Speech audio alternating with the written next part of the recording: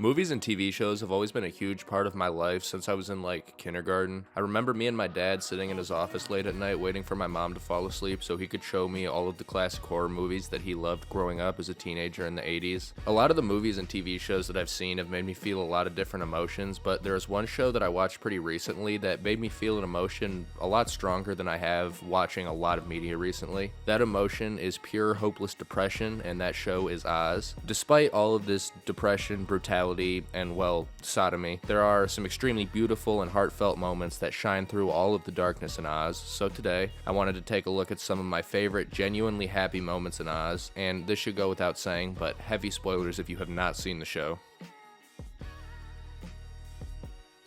Let's start with one of my personal favorite moments from one of my personal favorite characters. Let me just say, if you felt severely dissatisfied with the fate of Coach Hauser, the diaper sniper from The Sopranos, this scene is everything we had wished happened to old Don and more. During season 2, we are introduced to a character named Robert Sipple. He was convicted of molesting a boy while he was a priest, and that's why he landed himself in Oz. Sipple is immediately met with disdain from just about everybody, including the guards and warden himself. The only person who is willing to look past his crimes is Father Makata, the main priest at Oz. I want to be clear, Father Makata still hates Sipple and does not understand how he could have done what he did. It's heavily implied throughout the show, at least in my opinion, that Father Makata is himself a homosexual or at least bisexual, which is why he's in such disbelief and so uncomfortable around Sipple. Despite all of this, after Sipple served a sentence that was shorter than his victim, Father Makata still helped Sipple since he was obviously struggling to find work after getting out. Makata offers him a job assisting him in Oz, which ironically ends up sealing Sipple's fate. Bear in mind, since Sipple arrived at Oz as an inmate, it was made very clear that he has little to no remorse for his actions despite all of his whiny bullshit. Back when Sipple was serving his joke of a sentence, he had an altercation with Vernon Schillinger.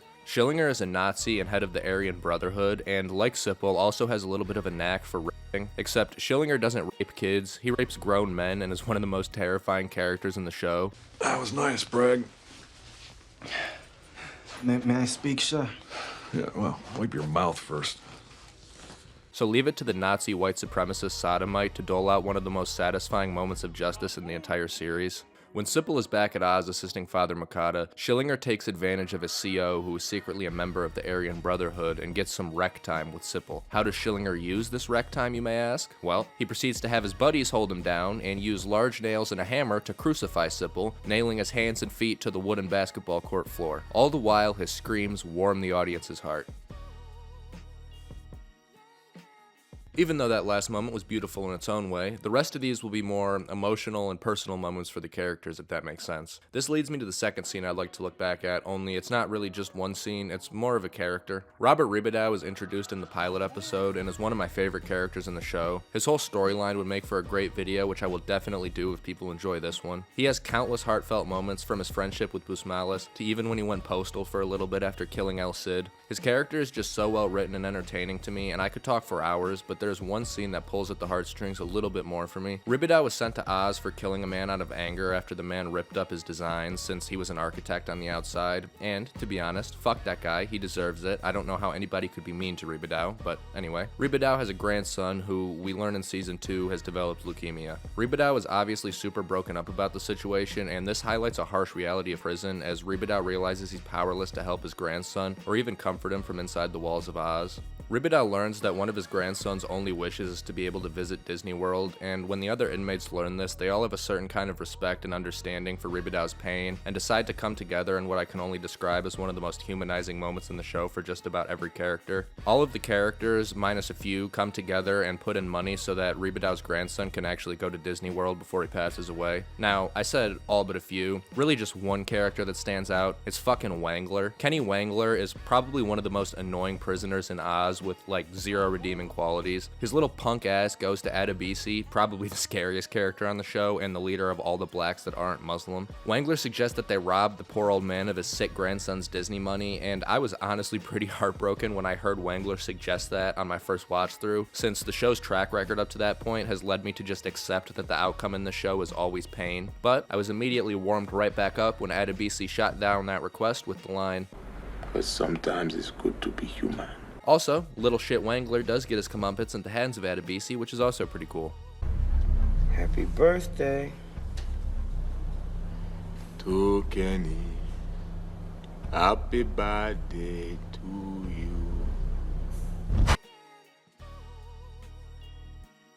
The next short bout of happiness I want to talk about is one of the few instances of a character actually gaining their freedom, and ironically it's the shortest lived out of them all. I talked about Busmalis earlier, as he and Ribadao are pretty much joined at the hip. They're the two old heads in M City, and their relationship is wild to say the least, and I feel like I have to make this clear when it comes to Oz. When I say joined at the hip, I do not mean literally. Neither of them have entered one another, they are just really good friends. I thought I'd clear that up. Anyway, Busmalis is literally in Oz for digging holes in order to rob banks, and I guess at some point he figures, I dug my way into prison, why don't I just dig my way out? So that's exactly what he sets out to do. He begins to dig a hole in he and Ribadao's cell, and his first attempt, however, just barely falls short. The day before he's set to finish the tunnel and escape, he's approached by a couple of Aryans who notice what he was doing and demand that he finish the tunnel and then switch themselves so they can use it. Busmalis really doesn't want to give in, but Ribadao points out how they're old men, and the two decide to comply with the little Nazi shitheads. Well, they seemingly comply. See, when Busmalis went to finish the hole, he cut and loosened all of the wooden support beams in the tunnel, so when the two Nazis are attempting their escape, they knock out some of the supports and in turn are buried alive underneath Oz. Busmalis is discouraged by his first failure, but finds another opportunity when he's assigned to work in the hospital unit. He begins another hole, this time not mentioning anything to anyone, even Ribadao, which would come back to bite him in the ass later, but